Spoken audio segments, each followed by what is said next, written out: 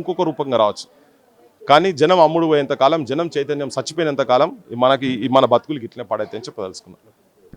ఒక్కటి కూడా పొల్లు పోకుండా మీకు మొత్తం సమాజానికి చూపిస్తాం. ఈ కెమెరాలు వచ్చినాయి దాని గురించి. మమ్మల్ని అరెస్ట్ చేసి అక్కడ పెట్టిరు కదా, ఈ కెమెరాలకెళ్ళి మేము ఇవాళ వచ్చింది దాని గురించే.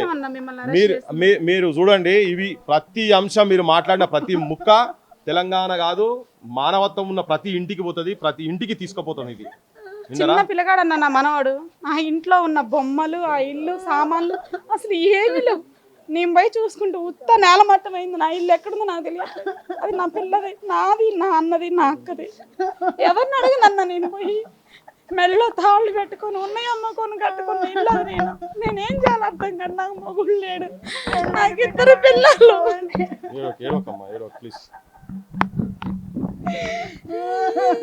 సమాజం సిగ్గుపడాలబ్బా.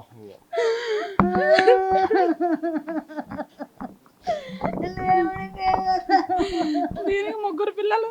మా బావ అక్కడ తెస్తే వెళ్తుంది, ఆమె కొంట్లో బాగలేదు, ఆమెది కూడా తీసేసారు. అసలు మొత్తం అసలు ఎక్కడ ఏది గుర్తుపట్టలేకుంటుంది. ఒక్క సామాను కూడా తీసుకొని వెళ్ళాము. మేము సామాను కూడా తీసుకోలేదన్న మా ఇంట్లో ఏం ముట్టుకోలేదు. రాత్రి పోయా వీళ్ళ ఇంటికి ఉండలేక కాలేలో ఎన్ని రోజులు నేను అన్నేడు కింద తీసుకెళ్ళాను నిన్న. అది హెల్త్ బాగాలేక బీపీ డౌన్ అయిపోతే తీసుకొని పోయారు ఇంటికి. మేము మాట్లాడింది ఎవరిని అసలు ఏం అన్యాయం చేసినాం, మేము ఎవరికి అన్యాయం చేసినాం? మా ఇల్లు కూల్చడానికి వాళ్ళకి ఇదే కనపడదు, ఇంకెక్కడ ఏం కనపడలేదా? ఉన్నోళ్ళని తీయచ్చు కదా, లేనోళ్ళని ఎందుకు బట్టలు కొట్టేది? ఏముంది మాకు? మా ఆధార్ కార్డు కొట్టండి, నా ఆధార్ కార్డు కొట్టండి, నా ఆధార్ కార్డు మీద ఏముంటే అది తీసేసుకోండి మీరు. నాకేముంది? నాకు నిలువ నీడలేదు. నా పిల్లకి ఇచ్చిన ఇల్లు కూడా కూల్చేశారు. అసలు నేను ఎవరు చెప్పుకున్నాను? రీసెంట్గా నా 4 నెలల క్రితం ప్లాస్టింగ్ చేయించుకున్న ఇల్లు, ఉండలేక బాత్రూమ్ కట్టించుకున్న పిల్లలతో బయటికి పోలేరని అది కూడా తీసేశారు. అసలు ఇంట్లో డబ్బులు నా మనవాడి కిడ్నీ బ్యాగ్ అన్నా అందులో 10,000 దాకుంటే అది కూడా తీసేశారు. అసలు అద్దారు. ఇంత చిన్న పిల్లగాడన్నా నా పిల్లగాడు, నా మనవాడు, నా కూతురు వాళ్ళు రాలేక వెళ్ళిపోయారు. అసలు ఉండలేక దోమలు కొట్టి జ్వరాలు ఎంత పొలంలో ఉన్నారు ఇప్పుడు. అమ్ములగాడికి జ్వరం. నా మనవాడు. మీరు ఎంతకాలం నుంచి ఉన్నారు అక్కడ? మొదటి నుంచి ఉన్నాను నేను. ఆ కాలనీలో స్టార్టింగ్ కాడి నుంచి ఉన్నా నేను. 12 స్టార్టింగ్ దగ్గర నుంచి. ఆ కట్టే గూడు మొత్తం కొట్టి రేకులు చెడ్డ వేసుకొని, రేకుల నుంచి తాడమ్ముకొని ఉన్నాయి అమ్ముకొని ఇక్కడ రేకులు చెడ్డ వేసుకున్నాను. అది వానకి గాలికి ఉండలేక వర్షాకాలంలో ఇబ్బంది అయ్యి కట్టుకున్నాను. నీళ్ళు ఇచ్చిన వాళ్ళు లేరు, ఏమి ఇచ్చిన వాళ్ళు. అయ్యాలు నీళ్ళ కడిగిపోయిన రోజు ఎడిపోయింది ప్రభుత్వం, నీళ్ళ కడిగిన రోజు ఎడిపోయింది. అయ్యాలు కూల్చలేని ప్రభుత్వం ఇలా ఎందుకు కూల్చింది? కూల్చాల్సినంత అవసరం ఉంది. ఆ ఇన్ఫర్మేషన్ ఇవ్వాలి కదన్నా, మాకు ఇవ్వాలి కదా. మేము ఇంట్లో ఉన్నప్పుడు మాకు ఇన్ఫర్మేషన్ ఇవ్వాలి. మళ్ళీ అన్న ఒక్క నిమిషం కూడా వేస్ట్ చేయదన్నా. పైసా కూడా పెట్టుకోవాలి. మల్లెపూలు ఖాళీ కొనుక్కోండి, కేజీ మల్లెపూలు పెడితే 40 రూపాయలు. మల్లెపూలు 40 రూపాయల కోసం పూలు కట్టాలా, ఎంత కొట్టాలా? జాకెట్ క్షణం ఖాళీ కదన్న అమ్మాయి. పూలు కడతా ఖాళీ కూడా 2 పిల్లలు. అసలు ఎంత దుర్మార్గం అంటే దుర్మార్గం. అందరూ మాకు కూడా భారీ చేపలు అమ్ముకొని, అది అమ్ముకొని, ఇది అమ్ముకొని మేనగోళ్ళు 4 పెద్ద చూపించలేక చచ్చిపోయింది. దుస్థితి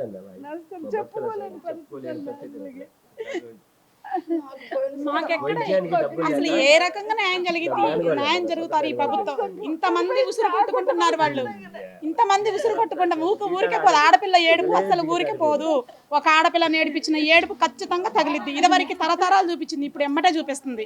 ఖచ్చితంగా చూపించింది మా ఏడుపు. మేము ఎంత ఏడుస్తున్నామో మా ఏడుపు ఖచ్చితంగా కొట్టుకుంటుంది. ఒక ఆడపిల్లని ఏడిపించింది నాశనానికే, కానీ అది విజయానికి కాదు, ఖచ్చితంగా నాశనానికే. ఇది మమ్మ ఇంత ఒక్కలం కాదు, 2 కాదు, 1000 మంది ఉన్నాం, 1000 కుటుంబాలు ఉన్నాయి అక్కడ. ఎంతమందిని ఇట్లా చేసేది? అమ్ముకొని వచ్చి ఇక్కడ కట్టుకున్నాం. అది ఫోన్ కొట్టుకుంటారని తెలిస్తేనే బీపీ డౌన్ అయిపోయిందండి. 70కి వచ్చిందన్న బీపీ. ఇల్లు పడేస్తున్నారంటే ఇంకా నమ్మలా నేను. వాళ్ళు వచ్చారు ఇంకా నమ్మలేదు, కళ్ళకి ఎదురు చూశాక నమ్మా. మా అమ్మ కూడా సరిపోయి పిల్లగాడు ఒక్కడు తీసుకొని పోయి వచ్చేసరికి ఇంకా అప్పాస్ అయిపోయినట్టు అయిపోయిందన్న నా ఇల్లు.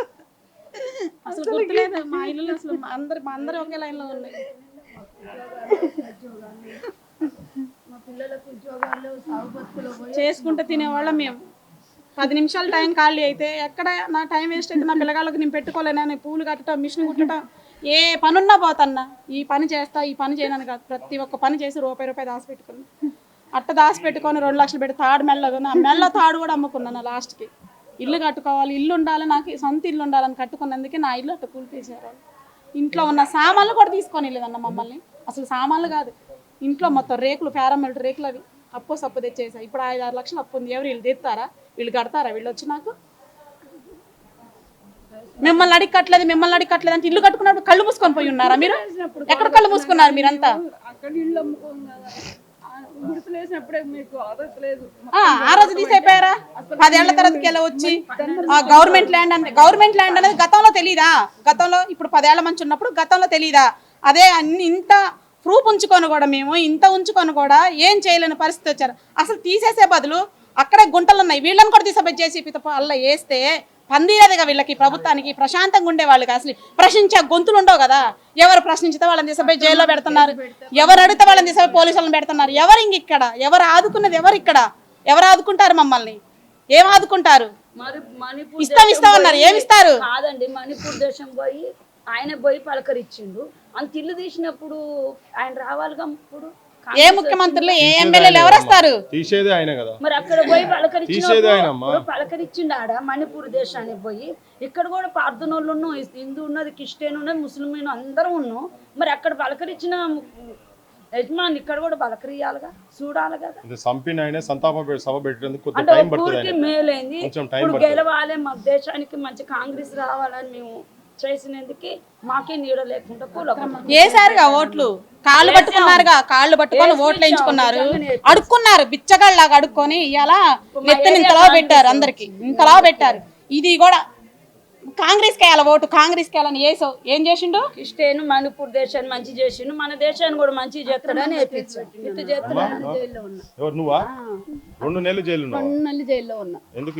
ఏం కేసు పెట్టి? అది భూదాన్ ల్యాండ్ కూలగొట్టారని. అసలు అల్లకి నేను ఓనే పోలేదు, ఎవరో జయమ్మ అని పేరు పెట్టారు అని, జయమ్మ నువ్వేనని నన్ను మా పార్టీ వాళ్ళు అక్రమ కేసు పెట్టి 2 నెలలు జైల్లో ఉన్నా. బుజ్జికి పొట్ట ఎంతలా వాసి, అమ్మాయి పొట్ట చదవటానికి కూడా ఊర్లో లేరన్నా. అసలుకి ఏమి ఏడుపు, నేను జైల్లో ఏడవా, వాళ్ళ ఇంటికాడ ఆడ ఒడ్డు పెట్టేటోళ్ళు వాళ్ళు లేరు. నా పిల్లలకి ఇద్దరికి ఇంత ఏడుపు ఎక్కడ కనిపించట్లేదు, ఈ బాధలు ఎక్కడ కనిపించట్లేదు. మా గోడు అక్రమంగా కేసు పెట్టి తీసుకుపోయి 2 నెలలు. గాంధీ వస్తే స్వతంత్రం వచ్చిందన్నారు, ఇప్పుడు వచ్చిందా స్వతంత్రం? గాంధీ కట్టేయడానికి అయితే అన్ని కూర్చున్నారు. ఇప్పుడు మమ్మల్ని కూడా అట్లా పెడితే పోయింది కదా. గాంధీకి విగ్రహాలు కట్టడానికి, కోట్లు కట్టడానికి ఇల్లు ఇవన్నీ పడేస్తున్నారు కదా. ఇవి పడేసే బదులు మమ్మల్ని కూడా తీసుకుపోయి అందులో బుడిస్తే అయిపోయింది కదా. ఎవరు అప్పుడు అడిగే ప్రశ్న ఉండదు, ఎవరు అడగరు, అసలు ఎవరు అడిగే అవకాశం కూడా ఉండదు. ఇంకా వాళ్ళకి వాళ్ళు ఇంత బరి తెగించి ఇంత అన్యాయంగా చేస్తున్నారమ్మా. అసలు ఏంది ఇది? ఇంత ఘోరం ఎక్కడన్నా ఉందా అసలు ఈ ప్రపంచంలో? నువ్వు జయమ్మవే, నువ్వు మళ్ళీ జైలుకు పోతావు, నువ్వెందుకమ్మా ముందు వస్తున్నావు, నువ్వు మళ్ళీ జైలుకు పోతావు నువ్వు అని అంటాడు.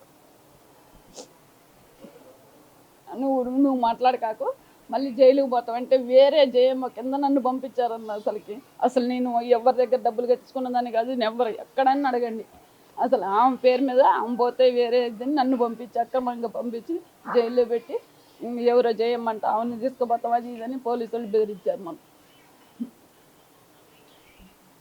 డబ్బులు మాట్లాడుతున్నారు. వాళ్ళ ఇంట్లో సొమ్ములు ఏమైనా ఇచ్చారా? వాళ్ళు ఏమైనా ఆస్తులు ఇచ్చారా మాకు? వాళ్ళు ఏమైనా సంపాదించుకుని ఇచ్చారా? వీళ్ళ మాటలు విన్న తర్వాత మీకేమనిపిస్తుంది? ఉండండి పర్లేదు, ఉండండి. మాకేం భయం లేదన్న, ఎక్కడికైనా రాగలుగుతాం.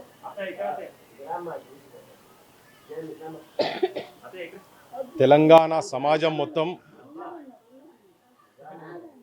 మనిషి అనే ప్రతి ఒక్కరు, మానవత్వం ఉన్నటువంటి ప్రతి ఒక్కరు, ఇగో చూడండి ఎంత హృదయ విదారకంగా ఉన్నదో. తెలంగాణ తల్లులు, తెలంగాణ చెల్లెన్లు, తెలంగాణ అక్కలు, తెలంగాణ అమ్మలు ఆర్తనాదాలతోటి ఖమ్మం నుంచి సమాజానికి మొత్తం వాళ్ళ పరిస్థితి ఎట్లా ఉన్నది, వాళ్ళని ఎంత దయనీయంగా, దుర్మార్గంగా ఈ పైశాచిక రజాకార్ రేవంత్ నాయుడు ప్రభుత్వం ఎట్లా తీసుకొచ్చి పెట్టిందో వీళ్ళని ఇక్కడ వాళ్ళు చెప్తుంటే వాళ్ళ మాటలు వింటుంటే అసలు ఎవరైనా కానీ ఒక 100 హత్యలు చేసినోడు కూడా కన్నీటి పర్వంతం కావాల్సిందే ఇక్కడికి వచ్చినాక. కానీ ఈ దుర్మార్గులకు ఇంత చూస్తున్న తర్వాత కూడా ఈ అక్క అడుగుతున్నది, మణిపూర్ దాకా పోయి ఎక్కడెక్కడనో దేశం దాకా పోయి ఉద్ధరిస్తామని చెప్తున్నారు కదా మీరు, ఇక్కడ మా సంగతి ఏంటిది అని చెప్పని. మీకు ఓటేసిన పాపానికి మీరు ఇలా గద్దెలెక్కేటందుకు మా ఓట్లు ఉపయోగపడ్డాయి, కానీ మా జీవితాలనే మీరు మీ ఇనుప పాదాలతో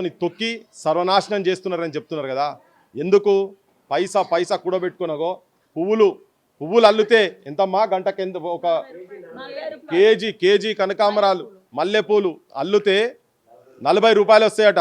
పొంగిరెడ్డి శ్రీనివాసరెడ్డి నీ బిడ్డ పెళ్లి చేసేటప్పుడు కూడా ఆ ఇంట్లో ఆ తల్లి చేసిన ఒక 4 పూలు ఉండుంటాయి అందులో.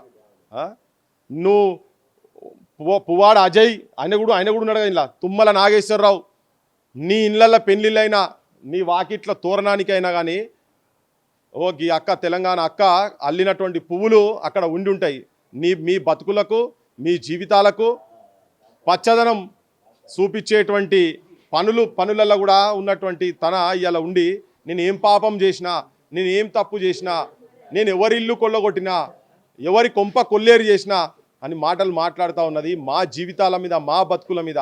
బాత్రూమ్ పోయేటందుకు పిల్లలు పెద్దగా అవుతున్నారు, భర్త లేడు, బాత్రూమ్ కూడా పోయేటందుకు జాగలేదు అని చెప్పని అన్ని చేసి ఏదో ఇట్లా మాకు ట్యాక్సీలు కూడా కడుతున్నాం కదా మేము గవర్నమెంట్కు అనే ఉద్దేశంతో బాత్రూమ్లు కట్టించుకొని పుస్తల తాళ్ళు పెట్టి అంటే ఇలా తెలంగాణ ఆడబిడ్డల పుస్తల తాళ్ళు పోతున్నాయి. బతికుండంగా కూడా శవాల లెక్క తయారైతే ఒక తల్లి చెప్తున్నది, తన బిడ్డకు వైద్యం అందియలేక పైసలు లేక చంపుకున్న నా బిడ్డను నేను చంపుకున్నా అని అంటున్నారు ఆడ ఉన్న జనమే. ఏంది ఇది పంచాయతీ? 100 గజాలు తెలంగాణ భూతల్లి, ఈ నేల తల్లికి 100 గజాలు వీళ్ళకి ఇచ్చేటటువంటి 100 గజాలు ఇచ్చేటటువంటి అంత గొడ్డు పోలే ఈ తల్లి. పుష్కలమైన భూమి ఉన్నది, కొన్ని లక్షల ఎకరాల భూములు మీరు తిన్నారు, గత ప్రభుత్వం తిన్నారు, ఇప్పుడు తిన్నారు. ఇది సినిమా చూస్తున్నట్టుగా అన్ని రాజకీయ పార్టీలు వాళ్ళకు వాటాలు తీసుకొని వాళ్ళు అంతా ములాఖాత్ అయ్యి దొంగలు కలిసి ఊర్లు పంచుకొని ఈ పేద ప్రజలను రోడ్ల మీదకి తీసుకొచ్చి పెడుతున్నారు కదా. ఇది చాలా దుర్మార్గమైన పని. శాపనార్థాలు పెడుతున్నారు మీకు, నాకు తెలియదు. ఈ భగవంతుడు ఉన్నాడో లేదో నాకైతే ఒక్కోసారి నాకు అర్థం కాదు. ఈ అల్లాలు, జీసస్లు, రాముడు, కృష్ణుడు ఉన్నాడో లేదో నాకు తెలియదు. ఇటువంటి చూస్తుంటే ఉదంతాలు చూస్తుంటే ఓ దిక్కేమో 2 నెలల పాపను కాలుతో ఓడదంతాడు. ఆత్మహత్యలకు, నిరుద్యోగుల సమస్యలతోటి నౌకరు లేకుండా ఆత్మహత్యలు ఓదిక్కి అవుతున్నాయి. ఇప్పుడు వీళ్ళ దాంట్లో బతికుండి వీళ్ళను జీవోత్సవాలుగా చేసేసారు కదా దుర్మార్గులారా. వీళ్ళని చూస్తుంటే సమాజం మొత్తం, ఈ రాజకీయ వ్యవస్థ కరెక్ట్ లేదు. తెలంగాణలో ఇంతమంది ఆత్మ బలిదానాలు చేసుకున్నది ఇట్లా జీవితాలు ఇట్లా చూస్తుంది కాదు, మంచి వెలుతుర్లు చూసేందుకు. ఏం తెలియనేగో ఆడ పాపం ముక్కు పచ్చలారని పిల్లలు, వాళ్ళ భవిష్యత్తు కూడా ఏందో తెలియదు. వాళ్ళ భవిష్యత్తు గురించి వాళ్ళు ఏం చేస్తున్నారో కూడా వాళ్ళకి తెలియదు, వాళ్ళు ఎక్కడున్నారో కూడా వాళ్ళకి తెలియదు. వాళ్ళ గురించి వీళ్ళ జీవితాలన్నీ పెట్టి కూలి పని చేసి బస్త సంచులు మోసి కరెంటు పనులు చేసి మీరు కట్టుకున్న కలెక్టర్ ఆఫీస్ కూడా వీళ్ళే రాళ్ళు మోసిన వాళ్ళు. దాన్ని అందంగా చేసి ఆడ కూర్చొని మీ పాపపు కళ్ళతో నా కిటికీలకెళ్ళి చూసి పొంగులేటి శ్రీనివాసరెడ్డి నీ ఫంక్షన్ హాల్కెళ్ళి చూసి అరే వీళ్ళు గీడ ఉంటారా, మా ఇండ్ల కాడ వీళ్ళు ఉంటారా అని మీకు ఆ భూముల మీద కళ్ళు పడి మీరు కన్నెర్ర చేసి వీళ్ళని అలా వాళ్ళ గుండె కోతకు గుండెలకెళ్ళి రక్తం గారే తీరుగా సమాజం చూస్తున్న సమాజం కూడా అసలు ఎవరు కూడా మనిషి అంటాడు ఎవరికి కూడా కళ్ళకెళ్ళి నీళ్ళు రానంత అసలు అంత చాలా హృదయ విదారకంగా ఉన్నాయి వీళ్ళు. ఒక్కొక్కటి మా మాట వింటుంటే మాటలు వస్తలేవు. సోయికి మీరు రారు మాకెరికే. మీ ప్రజాపాలన కాదు, మన్ను కాదు, ఇదంతా ఉట్టిది పైసల పాలన. మీరు ఆ భూములకెళ్ళి మీరు సంపాదించేటువంటి మీ బంగారాలు మొత్తం రేపు పొద్దుగాల ఆడ ఫామ్ హౌజులు మీరు విల్లాలు కట్టుకున్న తర్వాత దాంట్లో మీ మంచాల కింద వాటిని ఆ బిల్లలేసి బిల్లలేసి ఆ బంగారపు పెద్ద ఏంది వడ్డాలాలు ఇవన్నీ చేస్తారు కదా, గొలుసులు గిలుసులు అవన్నీ చేసుకొని నోట్ల కట్టల మీద మీరు మీ తరాలు సంసారాలు చేసి చేయండి. వీళ్ళ శవాల మీద మీరు పేలాలు ఏరుకుంటారు అంతే తప్ప వీళ్ళ బతుకుల మీద పేలాలు ఏరుకుంటారు అని చెప్పదలుచుకున్నాను నేనైతే. ఇప్పుడు కూడా ఇంకా ఆశ పెట్టుకుంటూ పేర్లు వస్తాయి మీకు ఇండ్లు వస్తాయి అని చెప్తా ఉన్నారు. ప్రస్తుతానికి అయితే ఇక్కడికి వెళ్ళి వెకేట్ చేయమని చెప్పేసి వీళ్ళని నమ్మబలుగుతా ఉన్నారు. ఇవాళ సాయంత్రం అన్ని పేర్లు రాసుకుంటారు, అన్ని పంపించేస్తారు. రాజకీయ నాయకులు రాజకీయ వ్యవస్థ చేసేటువంటి ఏ ప్రామిస్ను నమ్మకండి. వాళ్ళు దేవుళ్ళ మీద ఫోటోల మీద ప్రమాణం చేస్తారు, అబద్ధాలు చెప్తారు. వాళ్ళంతా డ్రామా ఆర్టిస్టులు. వాళ్ళు ఇక్కడ పేడ్ ఆర్టిస్టులు అంటుండు కదా ఒక మొగాయన ఇక్కడ ఉన్నటువంటి పొంగులేటి శ్రీనివాసరెడ్డి అంటే ఆయనే అసలు పేడ్ ఆర్టిస్టులు. మీరు పైసల గురించి ఏదంటా చేస్తారు. వీళ్ళది ఏది నమ్మాల్సిన అవసరం లేదు. పోలీసు వ్యవస్థ ఎట్లయితే మిమ్మల్ని 15,000 మందిని పైన వచ్చి మిమ్మల్ని మీ ఇల్లు అన్ని కులగొట్టిరో రేపు ఇక్కడికి వెళ్ళి కూడా పంపిస్తారు. గూడు నిడిచిండ్రు, గుడిసె నిడిచి ఇయాలే బొమ్మంటున్నట. తెలంగాణ సమాజమా ఈనాలే ఇది. ఇప్పుడు ఈ రాజకీయ వ్యవస్థ ఓట్లన్నీ వేసి దుర్మార్గుల చేతులల్లో రాజ్యం పెడితే ఈ రజాకార్ రేవంత్ ఆయన పాలన ఆపోజిషన్ ఉన్నోళ్ళు కూడా నేను మళ్ళా విజ్ఞప్తి చేస్తున్నా, బీఆర్ఎస్ వాళ్ళకు మీకు నిజంగా ప్రేమ ఉంటే నిన్ను వచ్చిపోయినావు కదా కేటీఆర్, మీ నాయన దగ్గర పోయి కూసో. 1500 కోట్లకు పైన ఉన్నాయి కదా, నువ్వు ఈ రాష్ట్రం కాదు బయట రాష్ట్రంలో పోయి కూడా నువ్వు బంగ్లాలు కట్టుకున్నావు కదా నీ పార్టీ ఆఫీసులో, అటువంటిది ఒక పెద్ద భవనం ఇక్కడ కట్టించేసి వీళ్ళకు ఒక 100 కోట్ల రూపాయలు నీ పార్టీకి వెళ్ళి నువ్వు అనౌన్స్ చేసి వీళ్ళని కాపాడే ప్రయత్నం చెయ్యి. అవతల అధికార పార్టీ కన్నా బుద్ధి వస్తుంది. బీజేపీ వాళ్ళకు కూడా చెప్తున్నా నేను, శౌచాలయ అని చెప్పని ఎక్కడెక్కడనో బాత్రూమ్లు కట్టిస్తున్న వాళ్ళ పైసలతో కట్టించుకునే కూడా కూలగొట్టిరు కదా తెలంగాణలో. మీరు కూడా జర సోయికి రావాలి. ఇలా పంపిస్తారంటారు కదా, తీసుకొచ్చి అంబేద్కర్ భవన్ లేచి యాడి పోవాలి ఇల్లు. ఊర్లలో అరాకరో గింత అటో ఇటో ఉంటే కూలి పని చేసుకుంటూ కాక మంగళసూత్రాల కాడికి వెళ్ళావు. వాళ్ళు చూడురి మొత్తం 90% జనాల దగ్గర ఎవరి మెడలలో కెమెరా చూపాడు మంగళసూత్రం ఉన్నదా చూడు, గాడ చూపి మంగళసూత్రం ఉన్నదా చూడు. ఎవరికి మంగళసూత్రాలు ఉన్నాయన్నీ తీసి అమ్ముకున్నారు వీళ్ళంతా. తాళ్ళు పసుపు తాళ్ళు పెట్టుకొని ఉన్నారు. ఈ పాపం ఎవరిది?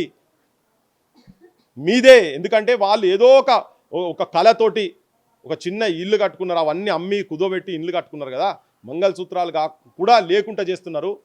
చాలా దుర్మార్గమైన పని. చాలా ఇప్పుడు ఇలా వీడికెళ్ళి పంపించేస్తున్నారు కదా, వీళ్లకు ఆశ్రయం ఎక్కడిస్తారో ఇప్పుడే ఇయ్యండి. పంపించుడు కాదు, పంపించినా కానీ మేమైతే జనంకైతే తీసుకుపోతాము. ఇప్పుడు మా పరిస్థితి కూడా ఎట్లున్నదంటే, ఇప్పుడు ఏం మాట్లాడినా ఎక్కడున్నా ఇంట్లోకి వెళ్ళి బయటికి వెళ్ళగానే వాడు అరెస్ట్ చేసి తీసుకుపోతాను ప్లాన్లు చేస్తున్నట. ఏం అరెస్టులు చేసి ఎన్ని రోజులు పెట్టినా ఏం చేసినా ఇగో మనం కొట్లాడుతూనే ఉంటాం. నిన్న మా తల్లి ఒక చెప్తున్నది, అన్నీ తీసుకుపోతున్నారు కానీ మా అసలైన మాటలు ఎవరు వేస్తలేరు అని. ఇగో అసలైన వాళ్ళము ఇప్పుడు వచ్చినామమ్మా. మొన్న మీ దగ్గరకు వచ్చి తీసుకుపోతేనే దానికే భయపడి చేస్తున్నారు. ఇవి ప్రతి మాట ప్రతి అంశం ప్రతిదీ పొల్లు పోకుండా తెలంగాణ సమాజానికి తెలుగు అయినా అర్థమయ్యే ప్రతి ఒక్కరికి పోతుంది. నేను కొంతమంది నేషనల్ మీడియాలతో కూడా మాట్లాడిన, యాక్చువల్గా వాళ్ళు కూడా వస్తే చాలా బాగుంటుంది. ఈ లోపల మిమ్మల్ని ఇక్కడికి వెళ్ళి పంపిస్తారు అనుకుంటున్నాను. కానీ మీరు ఎక్కడున్నా కానీ మీ అడ్రస్లు ఇచ్చినా పర్వాలేదు. ఎవరన్నా నిజంగా వాళ్ళకు కూడా ఉన్న మానవత్వం ఉండేది ఉంటే వాళ్ళు కూడా వచ్చి చూపించాల్సిందే.